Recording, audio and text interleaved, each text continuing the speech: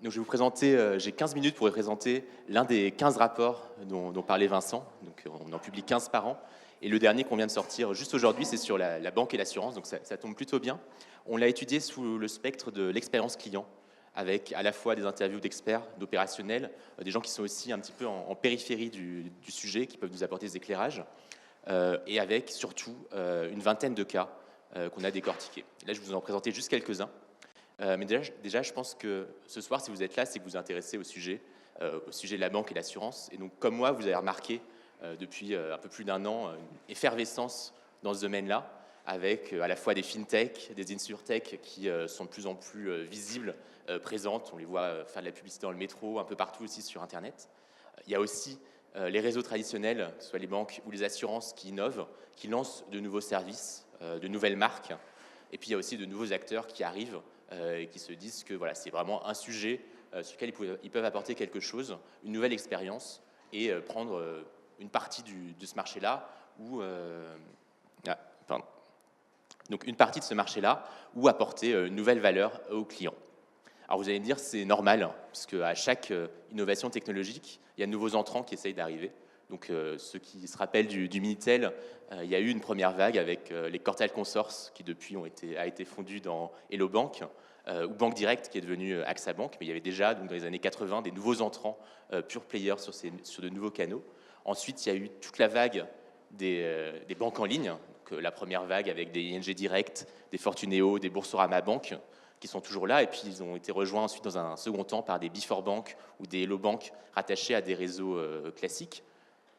Et puis là, donc plus récemment, avec le mobile et le smartphone, et puis la 4G aussi, c'est toute la vague des néobanques, ce qu'on a appelé les néobanques. Donc N26 qui vient d'Allemagne, ou Revolut qui vient de Grande-Bretagne. D'ailleurs, N26 aujourd'hui a annoncé qu'ils avaient 500 000 clients en France. Donc ça commence à peser. Revolut un peu moins. Et puis il y a aussi une banque française qui s'était lancée sur ce sujet-là, qui était Morning. Alors ils n'ont pas tenu très longtemps, ils ont fait faillite, mais ils ont été rachetés par le groupe Leclerc. Ce qui nous ramène d'ailleurs à notre dernier sujet, la dernière vague, c'est ces nouveaux acteurs phygitaux qui sont à la fois avec un réseau physique qui n'a rien à voir avec la banque et qui veulent aujourd'hui se lancer sur les services bancaires. Donc il y a Carrefour avec le compte Sésame, mais aussi et surtout celui qui a fait le plus de bruit, c'est Orange Bank, qui s'est lancé il y a un peu plus d'un an. Puis il y a aussi dans la foulée d'Orange Bank, il y a Altis qui avait annoncé un lancement d'une banque pour la fin 2018. Alors je ne sais pas si vous avez entendu des choses depuis, mais moi non, donc peut-être que c'est passé à la trappe. Mais plus intéressant encore, il y a Ma French Bank, qui est le nom de la banque mobile de la Banque Postale, qui va être lancée, ça a été annoncé aussi il y a quelques semaines, au printemps 2019, grâce à un réseau de 2000 agences postales. C'est d'ailleurs un des cas qu'on étudie dans le rapport, avec vraiment cette idée de créer une banque de zéro avec son propre agrément bancaire, plutôt que de s'appuyer sur les outils ou même le système d'information est déjà existant au sein de la Banque Postale. Alors vous allez me dire que voilà, ce sont des nouveaux entrants, mais qui restent encore très marginaux sur le marché. Hein. C'est seulement 4,4 millions de Français qui sont clients de ces à la fois banques en ligne, donc les Fortuneo, Boursorama qui existent depuis très longtemps, mais aussi Revolut ou Orange Bank. C'est seulement moins de 4% des comptes courants en France. Par contre, il y a un chiffre qui est intéressant qu'il faut suivre avec attention, c'est le chiffre de conquête de nouveaux clients. Donc ces nouveaux acteurs de la banque en ligne ou la banque mobile représentaient un tiers des ouvertures de comptes en 2018. Et surtout, ce qui est aussi le plus important pour notre sujet de ce soir, c'est que ces acteurs fixent un nouveau standard pour le marché, avec une nouvelle expérience client plus fluide, plus réactive, plus immédiate.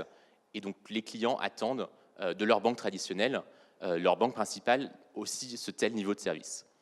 Donc là, c'est un extrait d'une interview qu'on a réalisée dans le cadre du rapport, donc d'un investisseur qui est donc de Black FinTech, qui est le fonds d'investissement des fondateurs de Fortuneo, qui est l'un des principaux fonds dédiés à la FinTech, à l'InsurTech en Europe.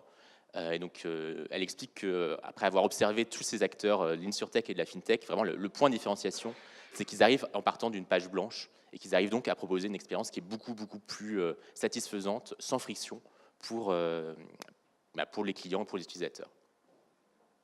Donc voilà, ça c'est l'interview que vous pouvez retrouver dans le rapport. Ce qui est aussi intéressant à observer, c'est que c'est une révolution et une transformation qui touche aussi les salariés des groupes bancaires.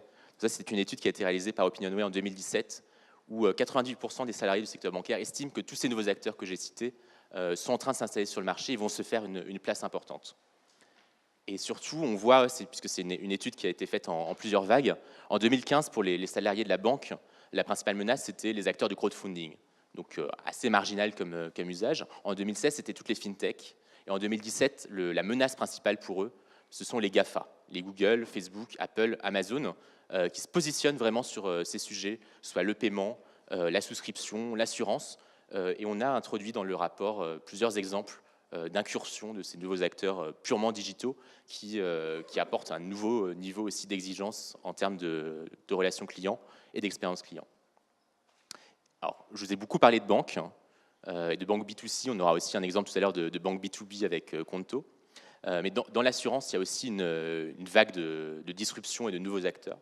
Alors, il y a une première vague qui finalement était assez discrète et qui ne concerne pas totalement l'expérience client, qui est la vague de services aux assurés et aux courtiers. Donc, c'est plutôt des outils de back-office, de gestion du risque, de pricing, de gestion de la fraude. Ensuite, il y a une deuxième vague qui est celle des nouveaux modes de distribution. Donc, prendre des services ou des produits déjà existants et les commercialiser de façon différente. Donc là, on vous a mis notamment YoMoney, qu'on aura tout à l'heure en intervenant. Et puis, il y a aussi ce qu'on appelle aussi les néo-assurances, toutes ces nouvelles formes d'assurance, à la fois, alors c'est un peu complexe, mais il y a deux types de néo-assurances. Il y en a qui ont vraiment la licence et l'agrément d'assureur. Et là, le seul en ce moment en France, c'est Alan, qui a beaucoup communiqué aussi sur le fait que c'était la première start-up à avoir cet agrément d'assurance depuis les années 80. Puis après, il y a toute une myriade de nouveaux assureurs qui arrivent, notamment Léocard, qu'on aura aussi tout à l'heure en table ronde, qui, eux, vont utiliser la licence, enfin l'agrément d'assureur de partenaires pour développer leurs propres produits et innover sur l'offre de services ou sur l'expérience client. Alors, pour le rapport, on a décidé de se concentrer sur 5 points de friction principaux dans l'expérience banque-assurance. Donc, le principal, et quand on discute avec les opérationnels, les directeurs marketing, c'est la souscription, tout le parcours d'onboarding, comment faire pour le rendre le plus simple possible. Deuxième sujet, la transaction et le paiement notamment. C'est quelque chose qui évolue beaucoup avec tout ce qui est NFC, le paiement mobile. Le troisième, c'est le conseil, puisque tous les nouveaux acteurs du digital nous ont habitués à avoir une relation immédiate avec des réponses immédiates à nos questions 24/24. Le quatrième sujet, c'est l'investissement. Et le dernier sujet, c'est, puisqu'on parle aussi d'assurance, c'est en cas de sinistre, en cas de souci, qui est aussi un point de friction qu'on voit assez souvent. Donc, je vais vous présenter rapidement une dizaine de cas que j'ai simplifiés par rapport à ce qui est présenté dans le rapport. Le premier sujet, c'est la souscription. Je pense que vous avez tous vu dans le métro ou sur Internet ces publicités pour N26 qui met vraiment en argument publicitaire le fait de pouvoir ouvrir son compte en 8 minutes. Donc, ils utilisent pour cela une technologie de reconnaissance faciale avec la prise de selfie qui permet de vérifier les pièces d'identité. Ça permet d'aller très vite, mais le problème, c'est que c'est aussi critiqué, notamment par le régulateur allemand qui a estimé que ce n'était pas du tout sécurisé ou suffisant comme authentification. Mais c'est aussi une bonne illustration du fait que ces nouveaux entrants, ces fintechs, sont prêts à prendre des risques avec la régulation, avec la compliance, pour améliorer l'expérience client, donc au détriment des obligations réglementaires. Ce sont des choses que les acteurs traditionnels ne peuvent pas faire pour ne pas se mettre en danger. Mais ce qui est intéressant, c'est notamment avec le cas de ma French Bank, de la Banque Postale. J'ai assisté à une intervention de la directrice marketing de la banque qui expliquait que justement, le fait de partir de zéro avec ma French Bank, une nouvelle marque, une nouvelle licence bancaire, il se repositionnait sur la notion de risque et était prêt à accepter des petits compromis sur le parcours de souscription pour accélérer l'expérience, même si on pouvait, ça voulait dire prendre des risques en termes de fraude ou d'authentification. Puis un autre sujet qu'il faut regarder avec attention, c'est le fait qu'Amazon se positionne sur ce parcours d'onboarding et ce parcours de souscription. Ça, c'est une annonce qui a été faite avec Aviva très récemment, où désormais, en France, si vous voulez ouvrir un compte, souscrire une assurance habitation chez Aviva, vous pouvez le faire avec Amazon Pay. C'est-à-dire que vous n'avez plus besoin de rentrer vos coordonnées, plus besoin d'entrer de carte de paiement. Tout est automatiquement fait en un clic, puisque Amazon a déjà toutes ces informations-là. Le deuxième sujet qu'on a traité, c'est celui de la transaction et du paiement.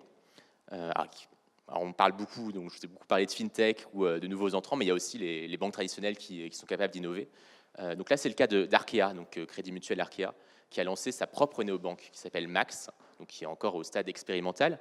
Mais l'une des fonctions intéressantes de cette nouvelle banque, c'est ces cartes virtuelles qui permettent d'être connectées directement avec Apple Pay ou avec Android Pay. Et vous connectez, et en fait, ça débite automatiquement votre carte principale.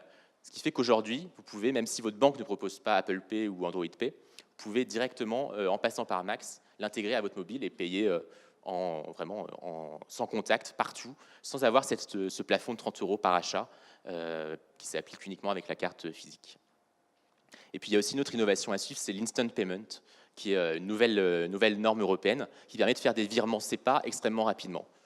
Aujourd'hui, à l'heure du numérique, on ne comprend pas le fait qu'il faille attendre encore les jours ouvrés pour avoir un virement, qui est ces dates de valeur aussi qui fait que l'argent n'arrive pas tout de suite sur le compte. Et donc l'Instant Payment vient corriger tout ça en permettant des paiements immédiats. Et c'est en France, c'est BPCE qui est le premier à l'implémenter avec Natixis, notamment dans le cadre de son offre d'assurance pour rembourser automatiquement, plus rapidement ses clients. Et puis le troisième sujet qu'on a traité, c'est la partie conseil. Et la notion d'expérience client, ce n'est pas uniquement des innovations qui sont visibles de la part du client, ça peut être aussi des choses qu'on voit en back-office. Et là, je pense que vous avez tous entendu parler du cas IBM Watson chez Crédit Mutuel, qui a été implémenté donc, pour aider les conseillers. Donc, c'est vraiment l'outil d'intelligence artificielle qui vient aider les conseillers bancaires pour traiter leurs mails et leur apporter déjà des éléments d'information. Et tout ce temps qu'ils ne passent pas à traiter les mails, on peut imaginer que c'est du temps qu'ils vont passer à apporter un niveau de conseil, un niveau relationnel beaucoup plus important et faire la différence par rapport à des banques mobiles ou digitales qui sont uniquement en ligne. Là, donc, ça revalorise le rôle du conseiller, qui devient vraiment un expert et qui apporte des solutions. Et puis, le quatrième sujet, c'est l'investissement. Donc on parlera peut-être un peu plus avec Yomoni tout à l'heure et le sujet des robots advisors.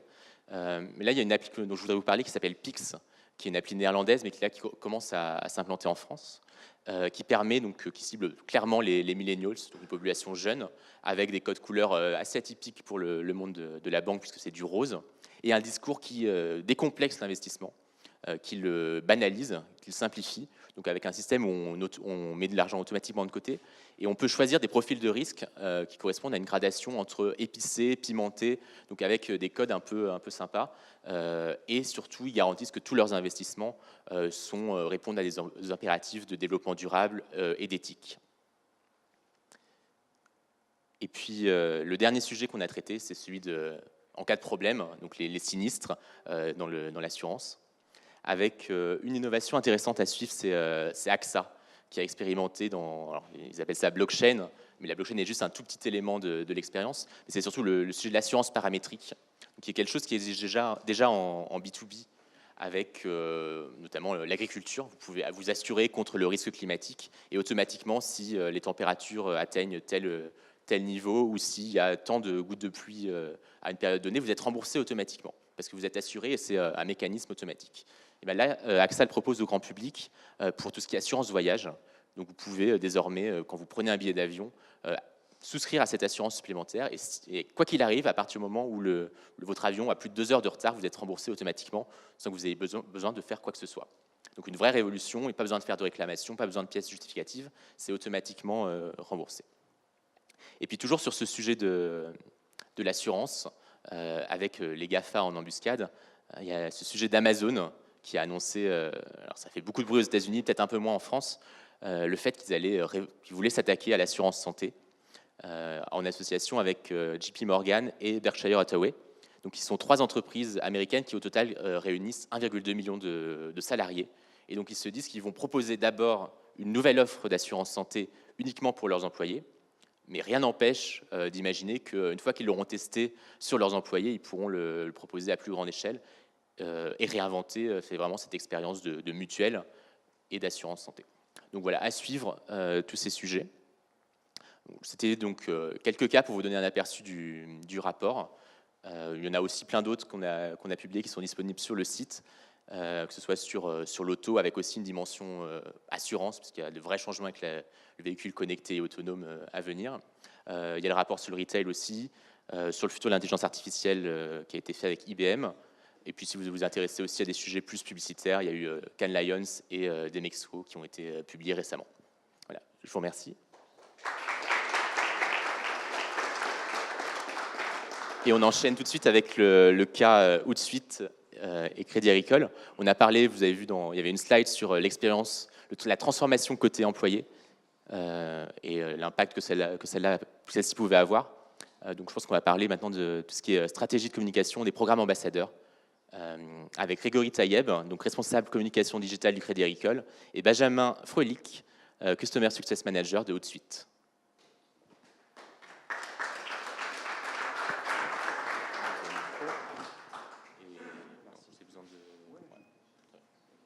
Bonsoir.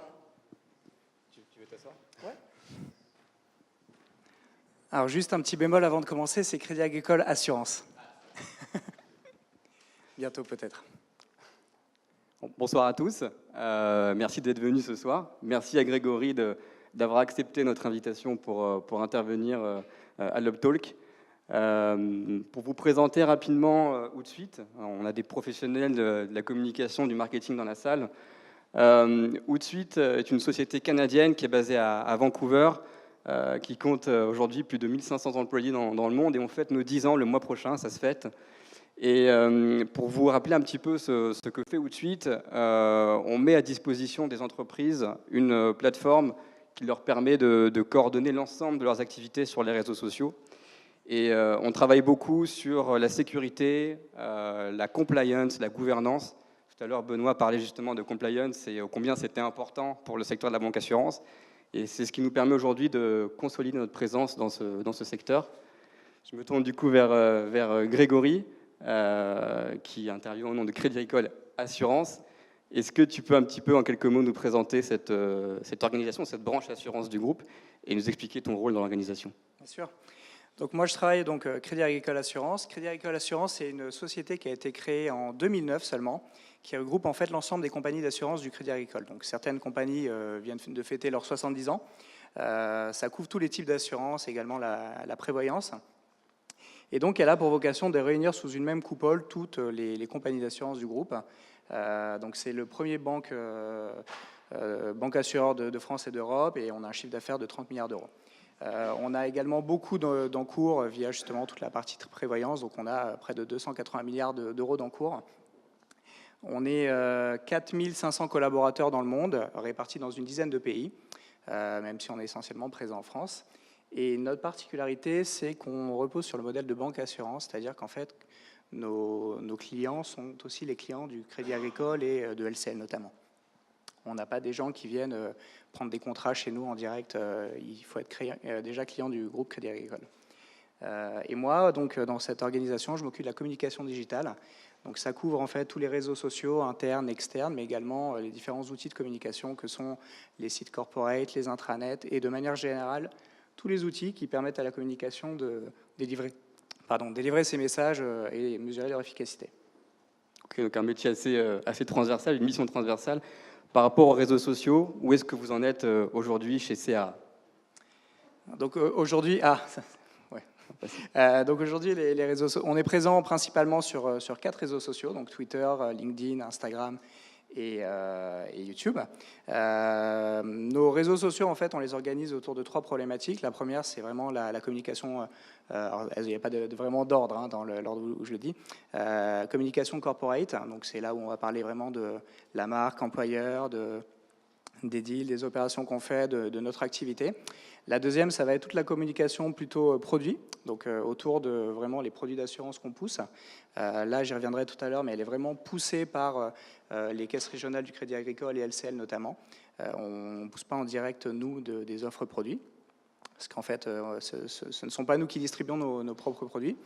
Et donc, la dernière partie, c'est vraiment toute la partie relations clients, et là, on va gérer notamment les problématiques de SAV sur les réseaux sociaux quand ils ne sont pas adressés par les distributeurs. Voilà, je crois que c'est l'essentiel de notre activité sur les réseaux sociaux.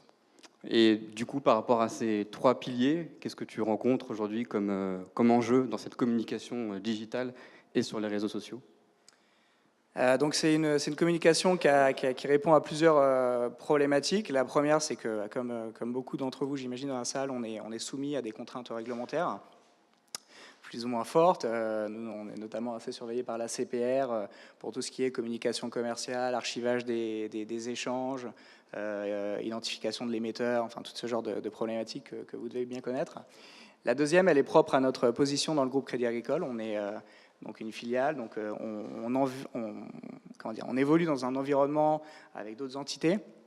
Et donc notre position par rapport à ça fait qu'il y a certains messages qu'on peut pousser en direct, d'autres pour lesquels on n'est pas trop, on est un peu plus limité. Et la dernière contrainte, elle est plutôt propre à notre modèle de distribution. Le fait qu'on ne communique pas en direct auprès de nos clients fait qu'on n'est pas forcément identifié par eux et qu'on a forcément une audience qui est un petit peu plus réduite que celle du Crédit Agricole. Et donc forcément, on ne peut pas communiquer aussi largement que d'autres entités du groupe Crédit Agricole comme LCL ou les caisses régionales. Donc du coup, tu mentionnais la difficulté de contacter tes clients en direct et d'élargir ton audience. Du coup, pour répondre à cet enjeu, qu'est-ce que vous avez pu mettre en place au niveau du groupe pour répondre à cette problématique ? Donc, comme je disais, notre position faisant qu'on était un peu capé par rapport à notre cible maximum potentiel, nous a poussé à être inventifs. Et il y a environ 3 ans, on a lancé avec Outsuite le programme d'ambassadeurs salariés pour essayer justement de toucher une audience un peu plus large. Donc un programme d'ambassadeurs, c'est-à-dire donner la parole aux collaborateurs d'entreprise sur les réseaux sociaux. Est-ce que tu peux nous en dire plus sur comment tu as pu mettre en place ce programme et ce que ça peut rapporter aussi pour les ambassadeurs et pour le groupe ? Donc c'est un programme qui nous tenait beaucoup à cœur parce que ça nous permettait, d'une part, d'un point de vue plus comme corporate, d'étendre notre cible et toucher un panel un petit peu plus large de personnes qui spontanément ne nous connaissaient pas ou ne seraient jamais venues nous suivre ou s'intéresser à nous. Également, c'était l'occasion de faire parler nos collaborateurs, de leur donner un peu la parole sur les réseaux sociaux. Leur développer chez eux un sentiment de fierté d'appartenance. Moi, j'ai tendance à dire qu'un collaborateur qui parle de son entreprise sur ses propres réseaux sociaux, c'est un collaborateur déjà qu'on ne force pas, qui est sur du volontariat et qui est bien. Moi, je ne parlerai pas de mon entreprise sur les réseaux sociaux si j'en suis pas content, ou alors sur un pseudo. Également, c'est un moyen pour les collaborateurs de faire vivre leur présence sur les réseaux sociaux assez facilement. On fait de la curation pour eux, donc on les aide à avoir du contenu pertinent à partager. Et pour nous, ça nous permet, comme je disais, de développer de l'engagement, de toucher de nouvelles cibles et d'obtenir finalement un reach beaucoup plus important sans avoir à faire du paid media, par exemple. Ok, donc du coup, il y a plutôt des enjeux en termes de communication interne, puisqu'on va informer les collaborateurs sur les actualités de l'entreprise, communication externe, comme tu disais, pour chercher de nouvelles audiences, aller un petit peu plus loin. Et il y a aussi peut-être un objectif marque employeur, RH, pour communiquer autour des offres d'emploi et de la marque employeur du groupe. On voit ces programmes se développer de plus en plus, surtout dans la banque assurance. On sait que ce n'est pas toujours facile à mettre en place. Comment s'est passé le lancement du programme chez CAA ? Quelles sont les actions que vous avez pu mettre en place pour démarrer en douceur avec l'ensemble des collaborateurs du groupe ? Alors en fait, nous, on n'a jamais eu pour vocation d'avoir les 4500 collaborateurs ambassadeurs. On a plutôt toujours eu une approche plutôt quali. Notre idée, c'était, on préfère capitaliser sur un nombre limité d'ambassadeurs, mais des ambassadeurs qu'on est capable d'accompagner au quotidien, qu'on est capable d'écouter et qu'on est capable de former. Donc vraiment créer une vraie relation de confiance avec eux. Ça passe par tout un cursus, déjà l'identification de ces ambassadeurs. On le fait via leurs comptes de réseaux sociaux, via l'activité qu'ils ont déjà, quand ils partagent nos contenus, quand on sent une appétence. On n'est pas dans une logique où on essaye de faire de tous nos collaborateurs des experts en réseaux sociaux. On prend toujours des gens qui ont déjà des comptes et une appétence et un usage et on essaie de les aider à l'accompagner. Et donc on articule le programme autour de pas mal de choses, notamment une animation. On essaie de leur proposer tous les trimestres des rencontres, voilà, informel autour d'un petit déjeuner où on fait venir des experts qui permettent de partager avec eux sur la veille, sur les réseaux sociaux, sur les nouvelles technos. On est très à l'écoute également, c'est-à-dire qu'on les forme, on leur fournit pas mal d'informations dès qu'il y a des nouvelles fonctionnalités, on les suit de près, c'est-à-dire qu'on les suit vraiment On fait en sorte de surveiller s'ils publient. S'ils s'arrêtent de publier pendant une longue période, on est capable de l'identifier, de venir vers eux pour essayer de savoir s'il y a un problème. Et puis on est en permanence en recherche de nouveaux ambassadeurs. On s'inscrit notamment dans toutes les journées d'onboarding RH pour faire connaître le programme aux nouveaux collaborateurs. Et à côté de ça, on a une communauté en ligne sur le réseau social interne qui permet de partager la documentation, de répondre aux questions fréquentes.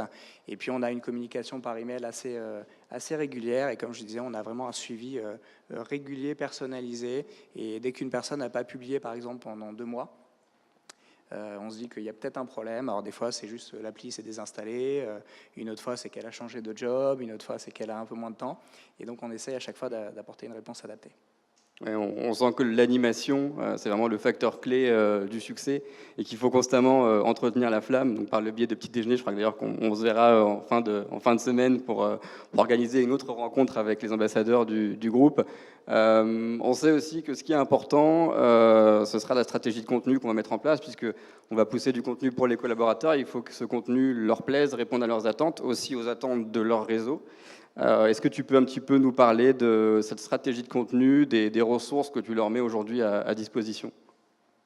Alors c'est effectivement la clé, les contenus qu'on va leur apporter, parce qu'on fait de la curation pour eux, donc notre intérêt c'est qu'ils partagent ce contenu. Dès le début, on a eu vraiment comme ambition de ne pas les flouder en leur donnant que du contenu corporate, parce que je pense qu'ils auraient assez vite décroché. Donc on essaye de noyer le contenu corporate dans du contenu d'autres thématiques qu'on abordera tout à l'heure, mais en gros, il y a 40% du contenu qui est corporate, c'est-à-dire Crédit Agricole au sens large et Crédit Agricole Assurance, et tout le reste, en fait, c'est vraiment du contenu de la veille thématique, du contenu RH, du contenu techno, de toute la partie régulation également qui les intéresse. Et voilà, on essaie vraiment de mixer ça et à peu près suivant ces proportions.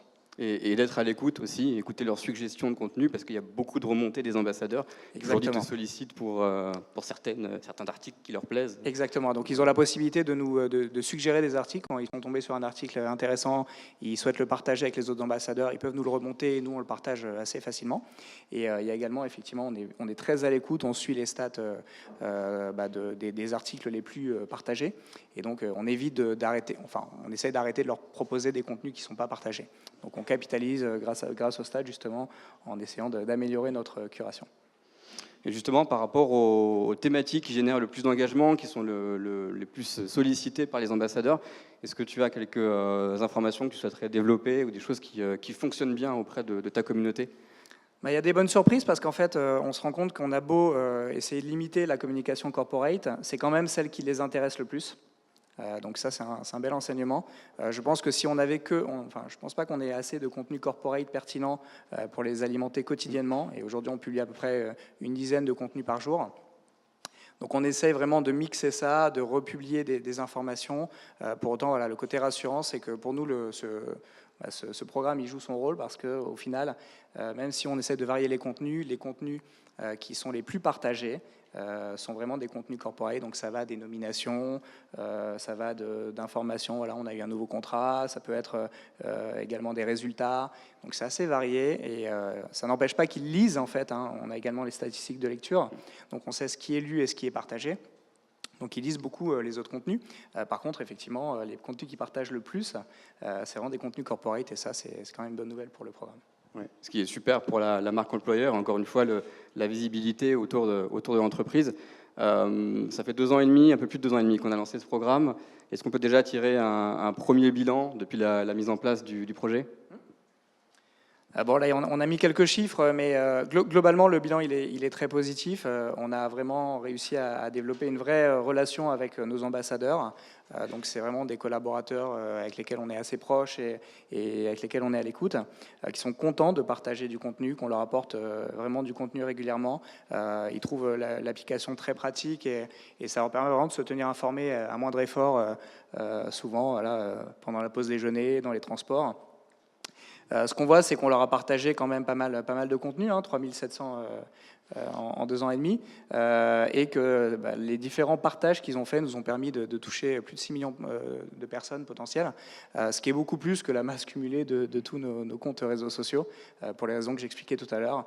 Donc de ce point de vue-là, tant en termes de réception en interne, développement d'une communauté d'ambassadeurs, visibilité, et puis également de reach, c'est vraiment un programme sur lequel on est très content.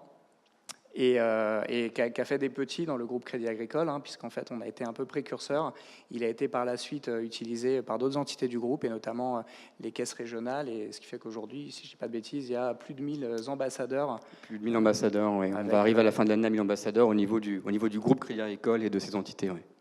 On essaie au maximum de partager notre expérience, nos contenus, à l'échelle du groupe, et donc c'est vraiment un projet groupe qui a commencé petit et qui a pris de l'ampleur, parce qu'il a marché chez nous et qui marche à plus grande échelle aussi. Et du coup, pour terminer en quelques secondes, si tu devais donner quelques conseils à une entreprise qui souhaiterait franchir le cap et lancer son propre programme, qu'est-ce que tu leur donnerais comme indication ? Première indication, c'est d'essayer d'embarquer un maximum les collaborateurs, idéalement des gens de la direction générale, même si c'est des fois un petit peu compliqué, parce que ce sont des bons ambassadeurs. Il y a un effet locomotive de la part des dirigeants. Voilà, nous, c'est ceux qu'on essaye d'embarquer maintenant, et ils ont vu que ça poussait dans leurs équipes, donc ils sont plus enclins à accepter et de participer. Et puis également, essayer de bien être attentif aux logiques d'animation de communauté. On est vraiment sur du volontariat, donc il y a beaucoup d'éducation qu'il faut faire par rapport à ça, bien expliquer que c'est en dehors du boulot, c'est du gagnant-gagnant. Je pense que c'est vraiment ça qui est très important. Et puis d'être capable de proposer des contenus toujours plus pertinents. Et donc ça, c'est un travail quotidien, mais sur lesquels on est capable de mesurer l'efficacité et de l'améliorer en permanence. Donc ça, c'est très valorisant. Donc être à l'écoute, l'aspect volontaire de la démarche, l'adaptabilité pour adapter sa stratégie de contenu derrière. C'est un petit peu les ingrédients de la recette CAA. Peut-être que demain, ce sera les dirigeants aux côtés du groupe. En tout cas, c'est ce que tu aimerais lancer dans les prochains mois. C'est la prochaine étape, et on a eu ces dernières semaines des dirigeants qui ont spontanément justement demandé à rejoindre le programme. Donc on leur fait un accompagnement un petit peu personnalisé. Mais en tout cas, c'est vraiment une bonne... et ils nous demandent, justement, une des demandes qu'ils nous font, c'est plus de contenu corporate. Eh ben merci Grégory pour ton intervention. On va prendre juste quelques petites minutes pour pouvoir répondre aux questions de l'audience qui ont été posées pendant la présentation. Donc la première question qui a été posée, c'est combien de temps en tout avez-vous mis pour mettre en place cet outil ? Je ne sais pas si vous pouvez répondre rapidement là-dessus. Je vous laisse répondre peut-être. Oui, ça a été finalement assez rapide, je dirais. Du moment où on a décidé de le faire jusqu'aux premiers ambassadeurs, quelque chose comme 6 mois. Le plus gros, en fait, c'est de bien identifier en amont comment on va définir ces ambassadeurs. C'est chaque entreprise qui a plus ou moins des critères différents. Également, comment on va nourrir ce programme, quel type de contenu on va partager. Donc, c'est vraiment toute l'organisation, la gouvernance du programme qui prend du temps. C'est pas tant une logique d'outils, c'est vraiment une logique d'organisation, je pense. C'est le cas à peu près pour tous les clients d'Outsuite ou... Oui, c'est ce qu'on marque, parce qu'il y a déjà une phase où on va un petit peu chercher les potentiels collaborateurs intéressés par la mise en place de ce projet. Donc il y a un travail en amont. Effectivement, comme le disait Grégory, préparer sa stratégie de contenu, être sûr qu'on poste des ressources qui vont intéresser nos ambassadeurs. Donc tout ça, ça prend du temps, et pour arriver aujourd'hui à 95 ambassadeurs, ça ne se fait pas du jour au lendemain, on a mis plusieurs mois. Mais aujourd'hui, comme on voit, c'est une affaire qui roule et qui, du coup, s'est développée au sein des autres entités du Crédit Agricole. Donc, très positif. Très bien. Il y avait une question sur les KPI, justement. Donc, en fait, on a longtemps mesuré les mauvaises choses là-dessus. C'est-à-dire qu'en fait, on mesurait le nombre d'ambassadeurs et puis on mesurait le nombre de partages. Et en fait, l'année dernière, on a vraiment remis à zéro complètement notre manière de mesurer les choses. On s'est rendu compte qu'on partageait à peu près tous les mois le même nombre d'articles, et que notre nombre d'ambassadeurs, il était relativement stable. Il n'était pas en croissance fulgurante, justement parce qu'on souhaite garder un nombre d'ambassadeurs qu'on est capable de gérer. Et en fait, ce qu'on a essayé justement de faire, c'est de réduire le nombre d'articles publiés, tout en augmentant le nombre de partages. Donc en fait, désormais, notre ratio, c'est plutôt le nombre de partages sur le nombre d'articles publiés. Donc on mesure l'efficacité de chaque article publié.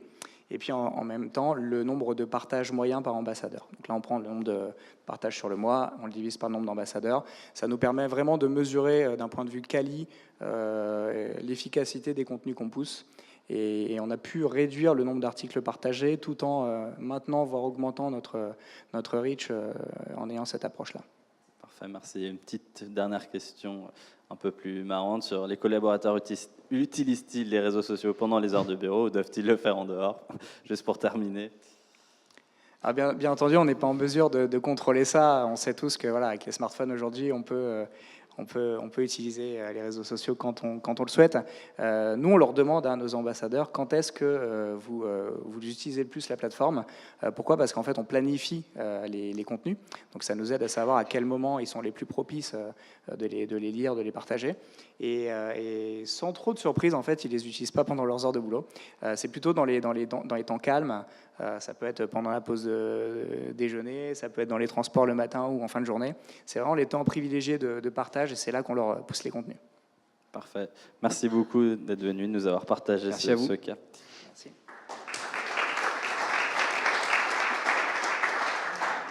On va enchaîner avec la table ronde. Donc j'invite à me rejoindre Christophe Dandois de Léocare, Sébastien Dornano de Yomoni et Germain Michoutoning de Conto. Et on va rapprocher les chaises.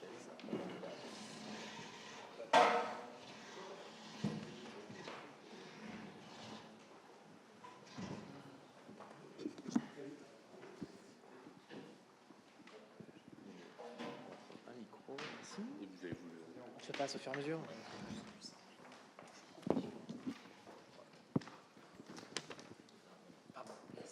Alors juste pour résumer très rapidement, donc Conto, c'est une néobanque B2B. Alors on a parlé beaucoup de néobanques dans ma présentation, mais principalement B2C, donc c'est intéressant d'avoir un autre regard.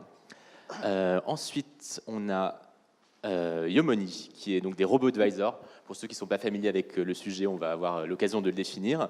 Et enfin, on a Léocare, donc qui est plutôt sur l'assurance, néo-assurance, je ne sais pas si c'est le terme. Bon, on va le voir. Je propose qu'on commence par Conto, et notamment donc, la néobanque B2B pour les indépendants. Pourquoi avoir créé une néobanque spécifiquement sur le B2B? Est-ce que vous avez une explication, un petit peu le constat que vous a amené à vous lancer sur ce sujet-là? Est-ce que c'est plus simple aussi qu'en B2C? On va y l'aborder effectivement. Bon, enchanté, bonjour à tous. Ravi d'être avec également des interlocuteurs reconnus et très spécialistes, très présents sur leur secteur. Pourquoi Conto? Le constat initial, c'est que les banques traditionnelles ne répondaient plus ou répondaient mal aux besoins des entrepreneurs. Les fondateurs de Conto, donc Steve Anevi et Alexandre Pro, ont déjà créé auparavant une autre start-up dans les cigarettes électroniques qu'ils ont revendues. Et après cette première expérience, ils ont un petit peu fait le bilan de leur relation bancaire qu'ils avaient pu avoir et des frustrations qu'ils avaient rencontrées, qui étaient multiples, à la fois une offre qui répondait plus aux besoins, une relation client absente ou pas aux attentes de ce qui était la vie courante d'un entrepreneur qui lance une activité, des tarifs également peu clairs, peu transparents, voilà. Et d'où l'idée de créer une néobanque pour les pros, sachant que l'idée initiale date de 2016, c'est également le plein essor des néobanques B2C, donc N26, Compte Nickel, qui est à cheval sur le milieu néobanque, auquel j'ai participé à la création initialement, et Revolut également qui sont là. Et du coup, comment on fait pour créer une nouvelle banque en partant de zéro? Enfin, on s'appuie sur des acteurs existants, sur des technologies existantes, ou on réinvente tout? Comment on fait? Alors, il y a deux modèles possibles. Déjà, c'est pas le secteur, mais la clientèle. Effectivement, le choix Conto, c'est B2B, puisqu'effectivement, les outils, les interfaces clients, l'offre, tout modèle est totalement différent d'une offre B2C. On voit bien, il y a très peu de néobanques qui arrivent quasiment aucune pour l'instant, qui arrivent à avoir une offre B2C, B2B complète. C'est très généralement du B2C et après dérivé sur de l'auto-entrepreneur, mais jamais pour des entreprises SAS ou des SCI classiques. Alors comment on fait? Il y a 2 étapes. Il y a l'ensemble des interfaces clients, puisque nous, au-delà de, on parlera un peu après plus de Conto et de l'offre, mais au-delà de fournir une carte et des comptes, on fournit aussi toute une panel de services qui accompagne l'entrepreneur. Donc il y a toute l'interface digitale qui est à développer. Et ensuite, il y a ce qu'on appelle le core banking. Le core banking, c'est un peu le cœur de la banque, donc c'est ce qui gère les flux, les cartes, les virements. Voilà. Nous, on a fait le choix de se lancer en 2 étapes. On est parti avec un partenaire qui propose en marque blanche une solution de core banking, qui s'appelle Trésor, tout à fait. Qui a été racheté par la Société Générale. Qui a été également racheté très récemment, c'est encore en cours, qui fournissent une solution de core banking en marque blanche, donc qui permet de délivrer des cartes, des comptes. Voilà.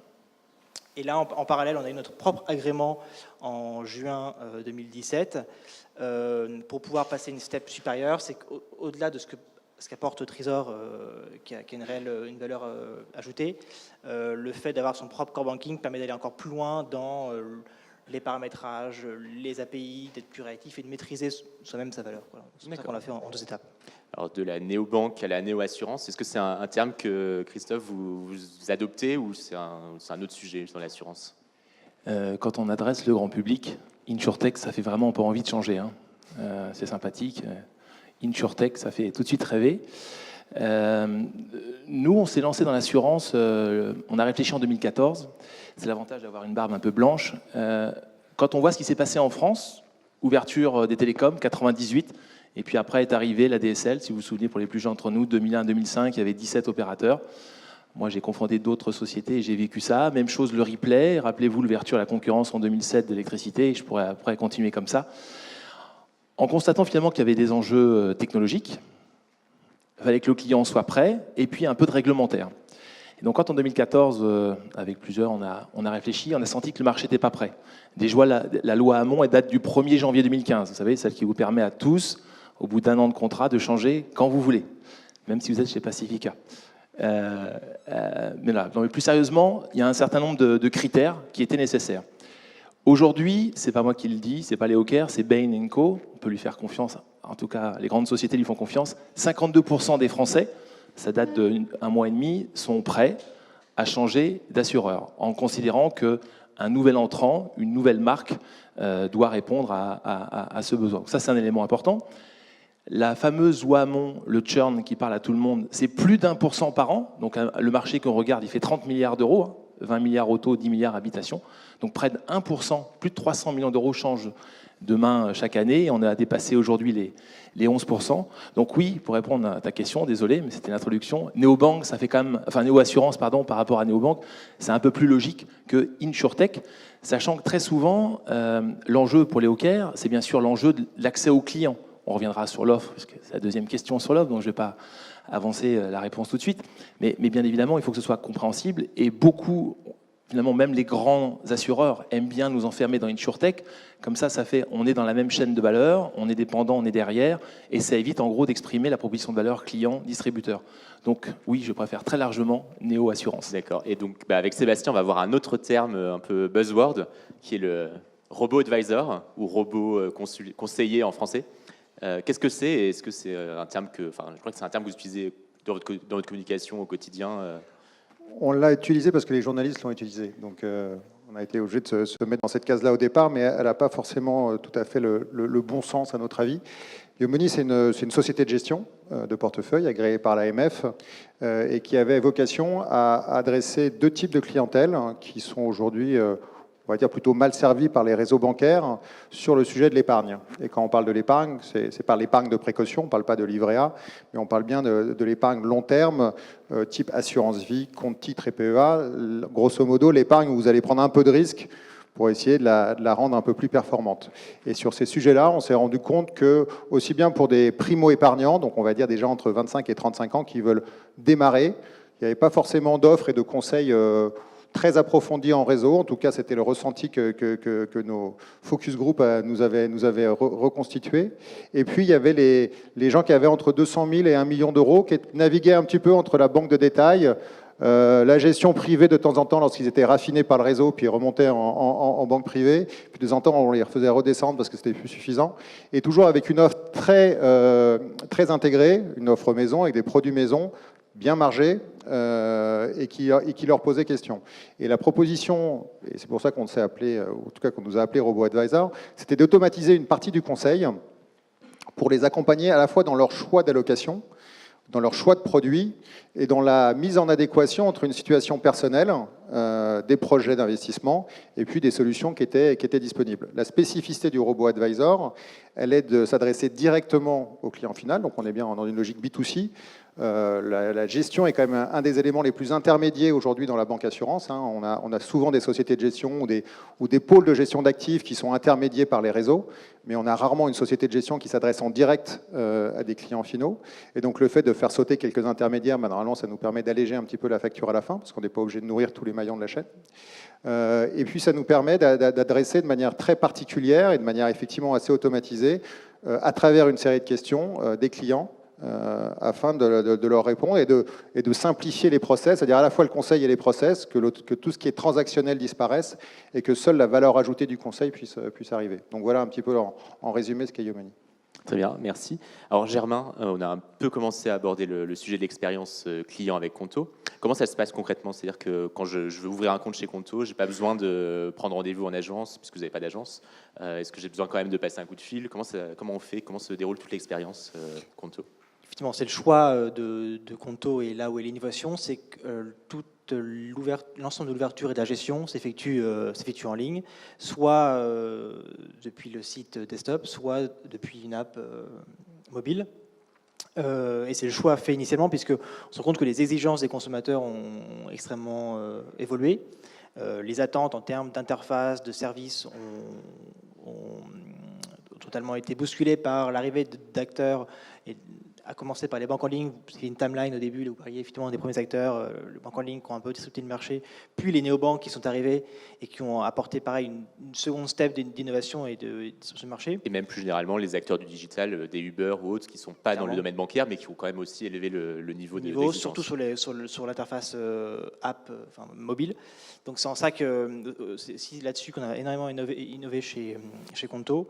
Donc je parlais de l'interface mobile et voilà. Également, la relation client a extrêmement évolué entre, comme vous le disiez, les différents acteurs qui ont disrupté ce marché. Et enfin, les tarifs, également la concurrence aidant et les différents modèles entre les banques de réseau, les banques en ligne, les néobanques permettent d'avoir une vision très claire de la valeur et du prix en face. Donc c'est le positionnement pris par Conto pour proposer une offre totalement digitale, donc de l'entrée en relation. On parlera un peu plus après de l'offre, voilà, et de la relation client. Toutes ces interfaces se font à distance, soit par téléphone, chat, mail et réseaux sociaux. D'accord. Et du coup, Christophe, dans l'assurance, dans la néo-assurance, ça ressemble à quoi l'expérience client? Enfin, vous utilisez un autre terme qui est l'assurance à la demande. Comment ça se concrétise? Alors, ce qui est intéressant dans l'assurance grand public, c'est qu'à l'heure du digital, on a une interaction avec son assurance tous les 5 ans. Comme je dis souvent, la première étape, tout le monde la connaît, ça s'appelle la séduction. C'est le moment où vous êtes le plus beau. Puis 5 ans plus tard, c'est entre 5 et 7 ans, les statistiques, ça s'appelle la suspicion. Et vous appelez parce que vous avez un problème et vous espérez que l'assistance se passe bien, le sinistre, enfin voilà, je ne vais pas vous raconter tout ça. Et quand on échange en tant que Français, consommateur digital du quotidien, c'est quand même assez rare d'avoir une consommation tous les 5 ans avec une marque grand public. Ça, c'est le premier point. Le deuxième point, dans la façon de consommer aujourd'hui, que ce soit sa banque, son taxi, qu'est-ce qu'on peut prendre, l'électricité, enfin tous ces sujets du quotidien, on est très habitué à être autonome. C'est bien connu dans le domaine de l'assurance, pouvoir changer une garantie en live, rajouter quelqu'un sur son contrat d'assurance, etc. C'est tout simplement pas possible puisque une assurance est construite non pas sur un client, mais sur un risque. Le SI d'un assureur ne sait pas qui vous êtes. Vous êtes un risque. Après, on analyse des garanties franchises et accessoirement, il y a quelqu'un qui est derrière, c'est un client.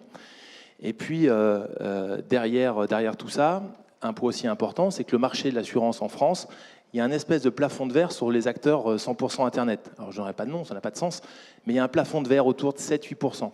Et pour nous, c'est important, parce que si c'était uniquement un enjeu de prix, si la révolution, je ne sais pas comment on dit, digitale ou disruptive de l'assurance de demain était uniquement sur le prix, alors en 10 ans, il ne serait pas à 7%. C'est beau, hein, si on a 7%, 30 milliards, on aimerait en faire la moitié, bravo à eux, ce n'est pas le sujet. Mais en tout cas, c'est juste au moment où on se projette sur la question de l'expérience client, si le prix était qu'un enjeu, les pure players d'Internet auraient largement dépassé les 7% comme c'est aujourd'hui. Alors, je vous invite tous à télécharger l'application LeoCare, vous verrez si je mens ou je vous dis la vérité, c'est ça le plus important. C'est très simple. Premier sujet, comme tu l'as dit tout de suite, on a juste pris les codes du quotidien, c'est-à-dire la seule façon de garantir une expérience continue, c'est-à-dire au moment où je regarde le devis, au moment où je fais ma souscription. Quand j'ai fait ma souscription, je sais déjà comment va se passer l'assistance. Ce n'est pas un truc dans 5 ans.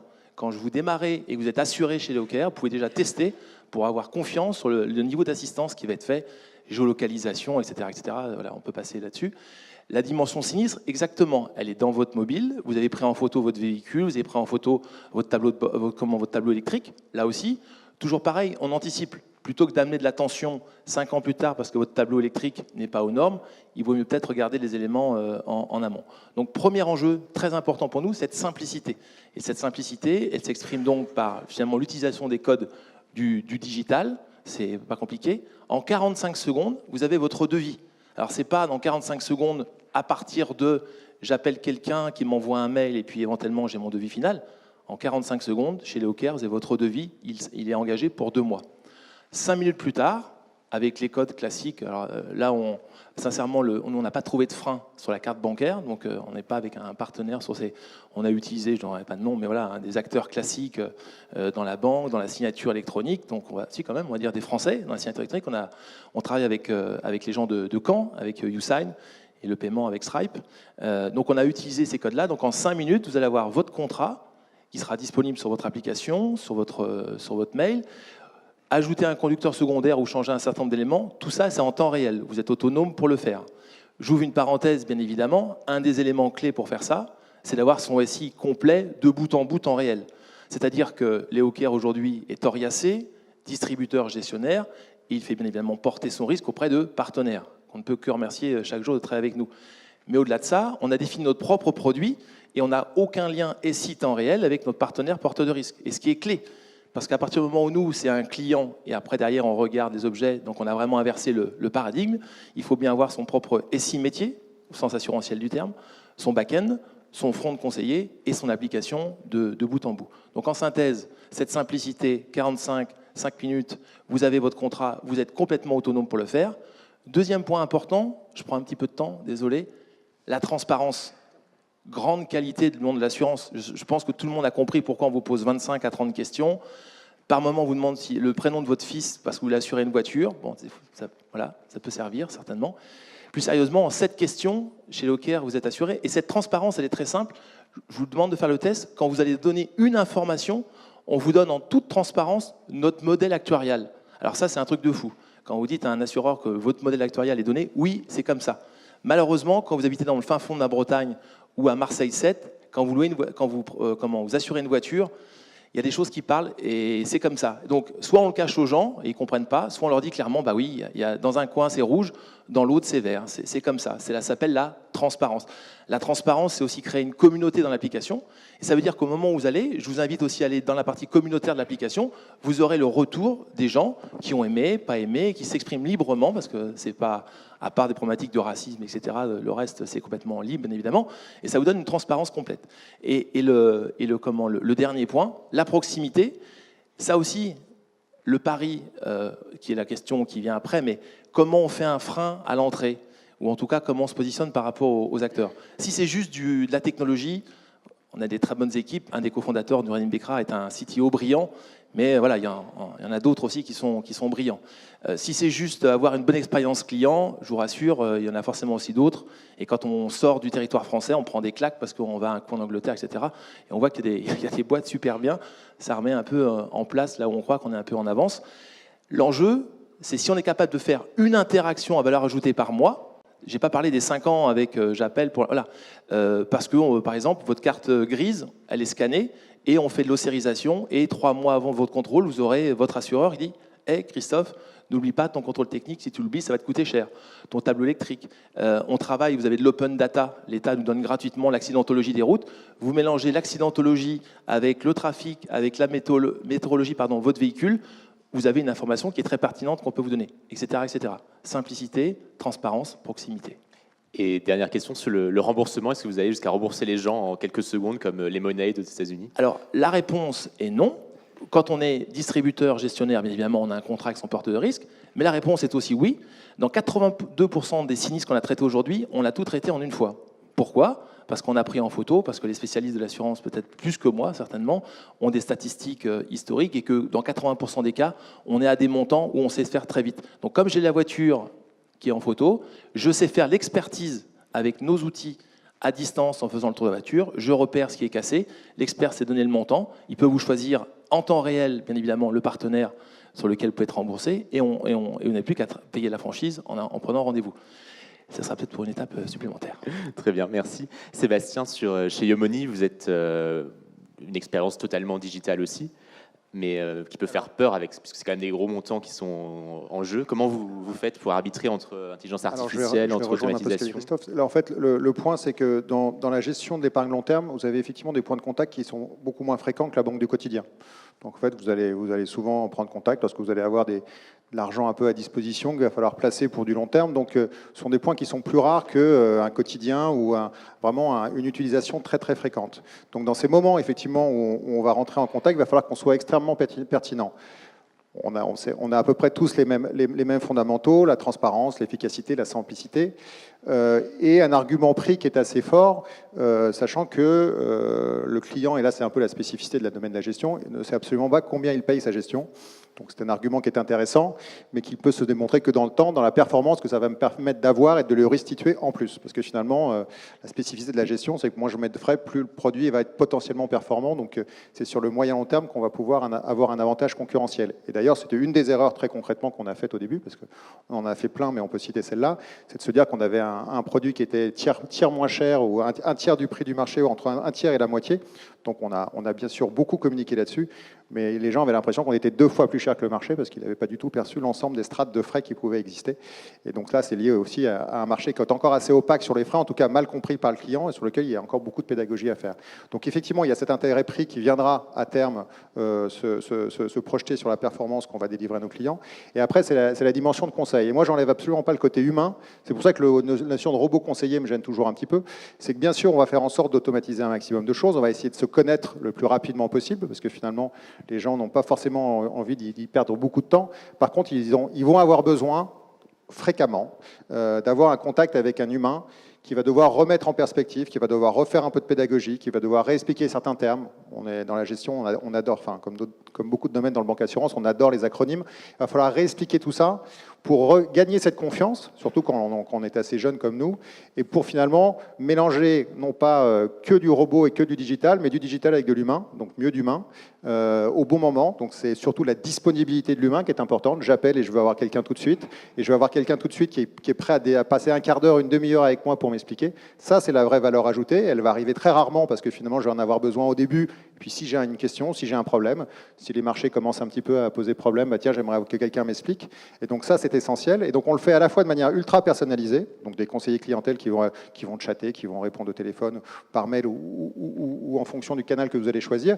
Et puis aussi, on va réhumaniser un peu la gestion. Aujourd'hui, quand vous confiez la gestion de votre épargne à une banque, vous ne savez absolument pas qui prend la décision derrière. C'est une société de gestion qui elle-même donne un mandat à un gérant, qui lui-même potentiellement va donner mandat à un autre gérant de gérer votre argent. Nous, on essaye de raccourcir et de rapprocher ces êtres-là, et donc de mettre l'équipe de gestion. On a 4 personnes qui gèrent les portefeuilles de nos clients, et on essaye de créer le contact, et les vidéoconférences le permettent, et les vidéo-chats le permettent, et donc on essaye de rapprocher toutes ces personnes-là avec les clients, et donc de savoir que la personne qui prend la décision pour moi, parce que nous, on ne gère que sous mandat, quand vous venez chez Yomoni, vous confiez votre argent, et on va opérer pour vous, on va passer des actes d'achat et de vente sur vos portefeuilles en votre nom, donc il faut un certain niveau de confiance, et pour ce faire, c'est important que vous puissiez voir de visu et que vous puissiez poser les questions que vous voulez à la personne qui va prendre la décision. Donc des interfaces, bien sûr, très, très simples et très efficaces, mais quand même beaucoup d'humains, rarement, mais de bonne qualité. D'accord. Alors, Germain, Sébastien a parlé des erreurs qui ont été faites chez Yomoni. Est-ce que chez Conto, il y a des points que vous aimeriez améliorer encore? C'est quoi vos prochains défis sur l'expérience client et sur l'expérience que vous proposez? Alors, erreur, c'est un peu tôt, parce qu'on a lancé il y a moins d'1 an et demi, donc pour l'instant, on a déjà plus de 30 000 clients, donc c'est un beau succès. Mais on en a sûrement fait. Non, notre principal défi aujourd'hui, et ça rejoint justement ce que tu disais juste avant, c'est la qualité des interactions clients. Et on est dans une culture un peu en banque où, et c'est ce que j'ai pu faire moi toute ma carrière, précédentes expériences, et en gros, plus on grandit, plus on scale, plus on rajoute des gens dans un service client, et on staff. Et en gros, l'avenir, c'est pas ça. On a la chance, maintenant, en 2018-2019, on a des KPI partout et des outils qui permettent de tout monitorer, et pas que dans la relation client, dans toutes les transactions de la vie du client. Et donc, on passe dans un modèle où on peut anticiper les contacts, et on rentre dans une relation beaucoup plus quali, où on va plus subir les contacts entrants du client, mais on va les anticiper par rapport à sa vie, ses opérations. Donc, tout notre principal défi, c'est la qualité d'interaction.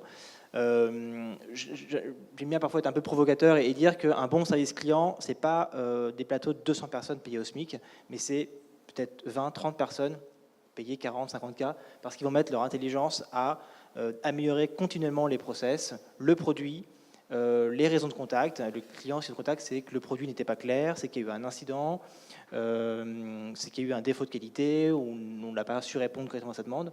Et donc ça, il faut être en mesure d'investiguer et de porter une qualité de réponse qui soit aux attentes des enjeux des clients. Également, on gagne également en efficacité et en rapidité, in fine, pour l'entrepreneur qui crée sa société ou qui la gère, c'est ce qu'il attend de sa banque. Voilà. D'accord, merci. Christophe, c'est quoi, en un mot, le défi pour 2019 chez vous? Alors nous, on a déjà fait des bêtises. La première, c'est de se laisser enfermer dans Assurance on Demand. Alors ça, c'est de ma faute. Voilà, ça, c'est moi. Dans l'équipe, j'ai mis la pression. Puis voilà. Grosse bêtise, pourquoi? Parce qu'en France, l'assurance est obligatoire. Donc, mettre de la flexibilité, oui. Quand on s'enferme dans on demand, et c'est de ma faute de mon vieux passé un peu télécom et médias, les gens pensaient qu'on pouvait prendre et enlever. Donc, alors que nous, ce qu'on voulait, justement, c'était montrer cette facilité, flexibilité. J'ajoute, je supprime, je modifie mes garanties. Donc là, voilà, bêtise. Alors, ça permettait, là aussi, pour les journalistes, c'était super. Première assurance on demand. Sauf que nous, on s'enfermait et les gens appelaient ou connectaient en disant « Ah, mais je ne comprends pas, je ne peux pas utiliser ma voiture 5 minutes. » Et forcément, les spécialistes savent très, très bien qu'il est très dangereux de ne pas assurer sa voiture, même dans un parking. Le défi pour nous, c'est cette proximité dont j'ai parlé tout à l'heure. Là, on est actuellement, on fait des tests sur 40 données qui sont temps réel. On a déposé des brevets pour une vignette, la vignette verte connectée, qui sera sous le pare-brise et qui permettra d'avoir des informations sur le véhicule, sans problématique au DB2, pas le patch sticker parce qu'il me faut le téléphone à côté, donc on va aller beaucoup plus loin. Et là aussi, des enjeux de présence dans la maison. Tout ça pour réussir à faire une vraie approche client, c'est-à-dire non plus cumuler des produits, mais être un client, ce qu'on appelle chez nous les first Léo, et avoir des produits autour, et pour faire justement travailler la gestion de risque, le service entre ces différents biens. Et puis pour terminer, je rejoins ce que dit Sébastien, nous on les appelle les Léo conseillers, sachant qu'on donne la possibilité à tous nos clients, lorsqu'ils ont terminé leur contrat, de venir en visio avec nous, et pour pouvoir échanger et donner du contenu quelque part et faire la réassurance, mauvais jeu de mots, mais c'est important par rapport à ça. Donc nous, en synthèse, c'est vraiment cet aspect donné pour travailler la proximité et faire que, contrairement à un autre assureur, quel qu'il soit, si je quitte Léo Care demain, de pouvoir se poser la question de tous ces services, qu'est-ce que je vais y gagner pour gagner 5 euros ou 10 euros demain, tout en restant compétitif au niveau tarifaire. D'accord. Et Sébastien, juste vraiment en un mot, le défi 2019 ? Un mot. Non, nous, on va faire deux choses. On a lancé l'épargne salariale en octobre à destination des TPE-PME parce qu'on estime qu'il y avait un vrai accompagnement et une simplification à faire pour les chefs d'entreprise et puis un accompagnement à faire pour les salariés qui sont un peu, pour l'instant, laissés un peu au dépourvu. La première question, c'est où est mon mot de passe? Donc, on en est encore un petit peu là sur l'épargne salariale. Donc, on peut faire des progrès. Et puis s'améliorer sur la partie données. On a une norme qui s'appelle DSP2 qui a été ouverte, qui commence à porter ses fruits, et on commence à considérer que nous, en tout cas, les données d'épargne qui sont à disposition, donc la capacité avec un client de partager ses données bancaires dans les établissements qu'il a aujourd'hui, commence à être de suffisamment bonne qualité pour pouvoir s'appuyer dessus et commencer à faire une recommandation qui lui évite un certain nombre de réponses. On va directement aller chercher la question à la source, et surtout, c'est une donnée vivante, c'est-à-dire que sa situation aujourd'hui ne sera pas la même demain, et ce sera à nous d'adapter son risque quasiment en anticipant son évolution. Voilà. Très bien, merci. Est-ce qu'il y a des questions dans la salle? Je n'en vois pas sur l'écran. C'est votre tour. On a été hyper clair.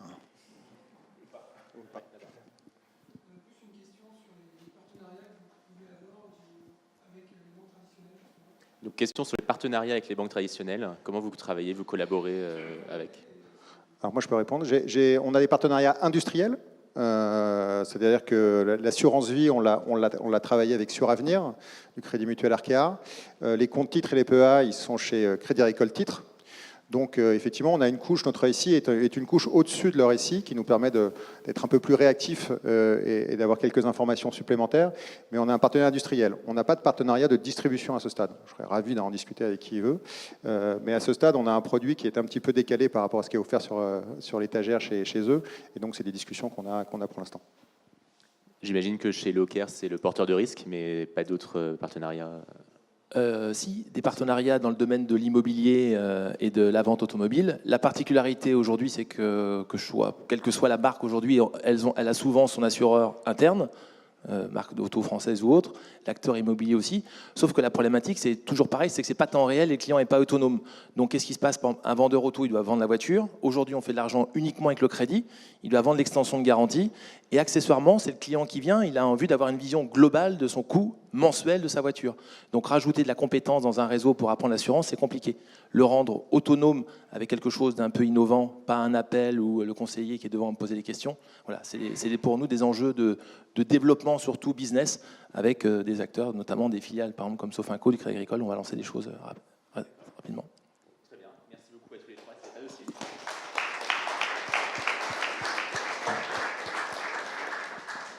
Donc on va laisser la place à Jimmy Barnes de Yext. Il marche pas? Ok. Donc je disais, on va laisser la place à Jimmy Barnes de Yext qui va nous parler de l'optimisation du parcours client banque assurance à l'heure de l'intelligence artificielle conversationnelle et de la voix. Quel programme, effectivement. Alors, je pense que vous êtes un petit peu fatigué. Il y a un petit peu de manutention, c'est pas grave, on va y arriver. Bonjour à toutes, bonsoir à toutes et à tous. Je vais essayer en 15-20 minutes de vous expliquer effectivement comment on va pouvoir améliorer la capacité pour vos marques à être découvertes sur les différents points de contact digitaux qui sont disponibles aujourd'hui sur le marché, c'est-à-dire les moteurs de recherche, les réseaux sociaux, les systèmes de cartographie, tous les outils que vous utilisez tous les jours. C'est les Google, les Yahoo, les Bing, les Facebook, les Waze.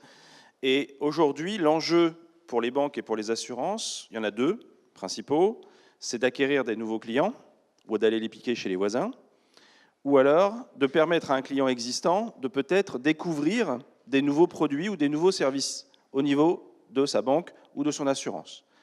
C'est vrai que moi, des fois, je suis chez ma banque, et puis je pense à ma banque comme une banque, et puis quand je vais prendre une assurance, je ne pense pas à ma banque.